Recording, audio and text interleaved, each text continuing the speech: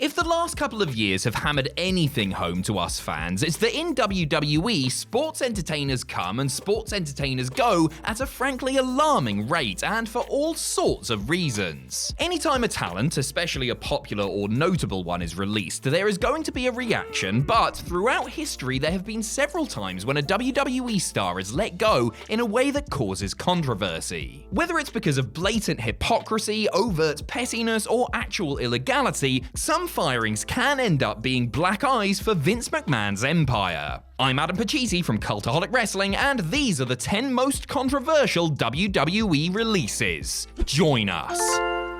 Number 10, Jeff Hardy. Whenever Jeff Hardy leaves WWE, controversy never seems to be too far behind. He was let go in 2003 after failing a drug test and refusing to go to rehab, and just days after his contract expired in 2009, he was arrested in his house and busted with large amounts of drugs. The charismatic enigma's substance abuse issues are well documented, and he's been open about his struggles and attempts at recovery. When he began acting somewhat erratically during the six-man main event of the December 4th, 2021 house show, ending with him simply taking off for the locker room through the crowd, WWE suspected that Jeff had fallen off the wagon and was under the influence of something on the night. Asked to pee in a cup and report to rehab before the results were known or else lose his job, Hardy chose the latter option and was duly released. He said that he knew in his heart that the results would come back negative, and he wasn't about to spend a month away from his family for something that he didn't do. Number 9, Finlay. His name is Finlay, and he loves to fight. Not the system, mind you, because the system will win 9 times out of 10, as the Irishman found out when he was let go for a cheap heat stunt that he sanctioned during a WWE live event. This was in 2011 after the Belfast Bruiser's in-ring career had come to an end, and while he was working as a backstage producer. In charge of a house show in the run-up to WrestleMania 27, Fit decided in the spur of the moment to have the Miz's theme music hit, and for the then WWE champion to interrupt the playing of America's national anthem. It got the desired boos and kicked the show off in a memorable way, but what Finlay didn't count on was the genuinely upset reaction of the members of the National Guard in attendance. The National Guard were a partner of WWE's, and they felt it was genuinely disrespectful rather than a harmless part of that evening's theatrics. WWE responded by firing Finlay over the incident, bringing his 10-year WWE career to a temporary end. Number 8, Maria Kanellis. All the cuts made during the COVID-19 pandemic were, in a way, controversial. WWE had done mass releases in the past, but to do them at such an uncertain time and while citing budget cuts as the reason when WWE has never been more profitable in its history was hard to take. Seeing Maria and her husband Mike Kanellis' name in the very first round just weeks after the world was turned upside down did not sit well with many. Both had been urged to re-sign with the organization, with Maria alleging that WWE put the pressure on by stressing that the married couple had a young family to take care of. Then, just a couple of weeks after re-signing, the Kanellis crew discovered that Maria was pregnant again, which WWE were allegedly fine with and told her not to worry about. But then, just 2 months after the birth of their son, WWE wished Mike and Maria both the best in their future endeavors, instantly eliminating the family's entire source of income with a phone call. Maria has since expressed her regret about them signing with WWE in the first place. Hard to blame her. Number 7, Mr. Perfect. Several wrestlers were punished for their part in 2002's infamous plane ride from hell, though some were made more of an example of than others. While Dustin Goldust Runnels, Ric Flair, Shawn X-Pac Waltman, and a few others who were involved in the drunken debauchery were given a slap on the wrist, the likes of Scott Hall and Kurt Mr. Perfect Hennig paid for their participation with their jobs. The bad guy had been a mess the entire tour preceding the flight, in truth, and his comatose condition as they touched down in the US was the last straw,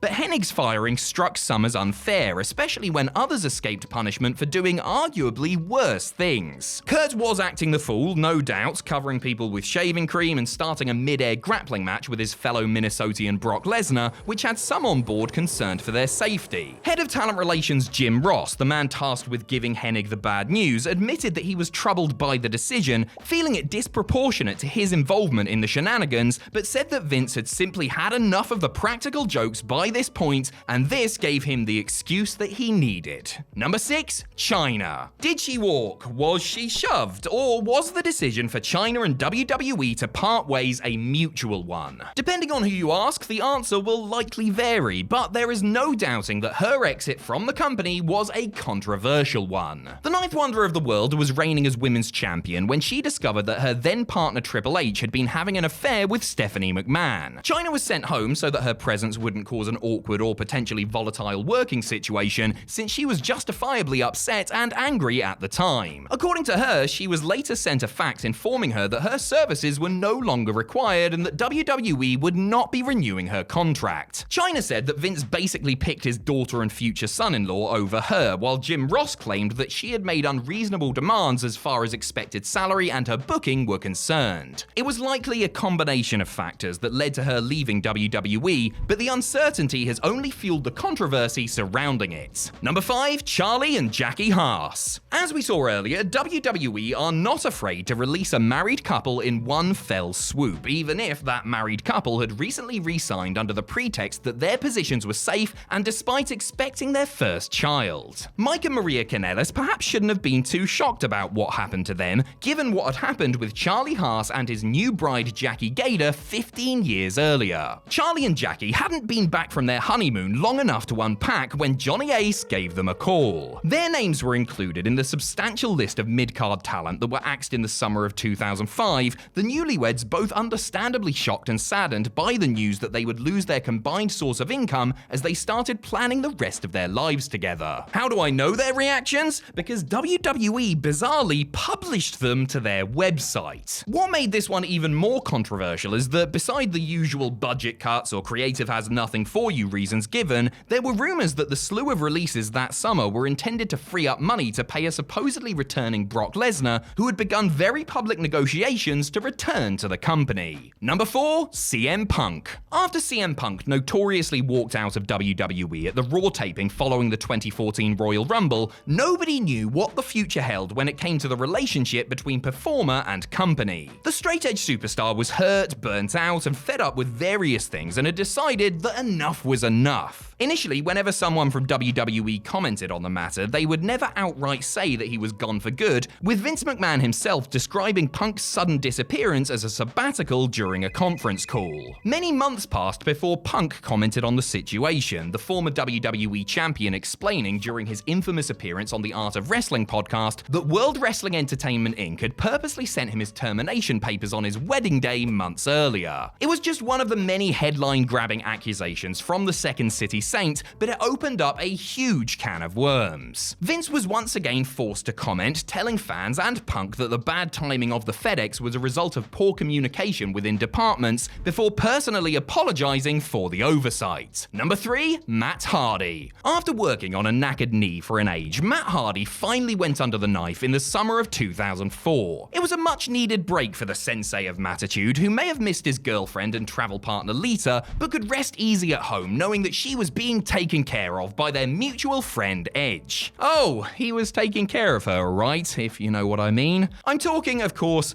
about sex. While convalescing, Matt discovered that the two were carrying out an affair on the road. The resultant breakup and mudslinging was bowling shoe ugly, with Hardy revealing intimate details via his website. He was understandably gutted, losing who he thought was the love of his life to someone he had trusted, but things would only get worse before they could get better. Deciding the heartbroken Hardy had acted unprofessionally in discussing what they felt should have been a private matter, WWE decided to release him from his contract. Around the same time, they rewarded Edge with the first ever Money in the Bank win, no less. Fan outrage followed to the point that Matt was eventually brought back to work a program with the Love Rats. Number 2. Jim Ross. Jim Ross had been fired and inevitably rehired by WWE a couple of times before, as Vince McMahon and other higher-ups were seemingly on a pathological mission to replace him as the voice of WWE. By the summer of 2013, good old JR was no longer a full-time announcer, only being drafted in for special occasions while he worked in other capacities such as coaching prospective new commentators at the WWE Performance Center. One thing he was tasked with in his fluid role was moderating a panel discussion to promote the forthcoming 2K video video game during SummerSlam weekend. It did not go exactly as planned. In his words, fatigued due to Bell's palsy, Ross used bad language on several occasions, didn't adhere to the pre-planned topics, and even insulted the sponsor of the event, while also failing to control a steaming Ric Flair, who fancied being the life and soul of the party. Shocking, I know. The Nature Boy later claimed that the 2K folks loved his antics, but corporate WWE did not, and that the man in the black hat was collateral damage. Number 1. Dawn Marie. Charlie and Jackie Haas weren't the only releases to raise an eyebrow during the bloodletting of the summer of 2005. Though many rightly pointed out how cruel it was to P45 the pair of them as they returned from their honeymoon, many more were outright indignant at WWE's decision to fire a pregnant Dawn Marie. The SmackDown star had not long before that appeared at the ECW One Night Stand pay-per-view and was on maternity leave when she was given the bad news. As well as being morally objectionable, firing a pregnant employee after allegedly telling them that their job would be waiting for them once they were ready to return, it was also potentially illegal. Dawn Marie certainly thought so and ended up taking WWE to court, citing unfair dismissal in a complaint filed with the Equal Employment Opportunity Commission. Rather than take on Al Wilson's widow, WWE ended up settling with Dawn in 2007, but her decision to contest her firing has clearly come at a cost, since she has been persona non grata ever since.